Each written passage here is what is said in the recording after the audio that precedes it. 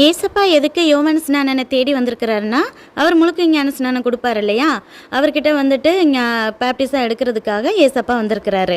ஏசப்பா யாரு? தேவனுடைய மகன். அப்போ இவர் என்னன்னாலும் மனுஷனா பிறந்தவர் தானே. அப்போ யோவான் ஸ்நானம் சொல்றாரு, ஐயோ உங்க செருப்பு தொடர்றது கூட எனக்கு தகுதி இல்லை, என்கிட்ட வந்து நீங்க எடுக்கிறீங்களே, உங்ககிட்ட தானே நான் வந்து எடுக்கணும் அப்படின்னு சொல்லும் போது ஏசப்பா சொல்றாரு, இல்ல அது நீதி இல்ல, நான் தான் உங்ககிட்ட எடுக்கணும், இப்ப அந்த நீதியை செய்யறதுக்கு எனக்கு இடம் கொடு அப்படின்னு சொல்லும் போது ஏசப்பாவுக்கே ஞான ஸ்நானம் கொடுத்தவர் யாரு?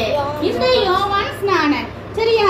அப்படி இருக்கும் போது இப்படியே நிறைய இடங்களுக்கு போறாரு, மனம் திரும்புதா சொல்றாரு. நிறைய பேர் மனம் திரும்புறாங்க. மனம் திரும்பாதவங்க இவங்களுக்கு ஒரு வேலை இல்லை, இதே ஏதாவது இதை திருந்து அதை திருந்து லஞ்சம் வாங்காதான் சொல்லுவாங்க அப்படின்னு சொல்லிட்டு திட்டிட்டு போயிடுவாங்க.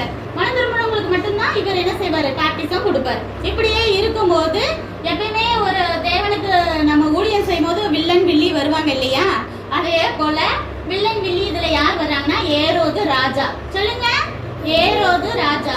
வில்லி யாருன்னா ஏரோதியாள். சொல்லுங்க, ஏரோதியாள்.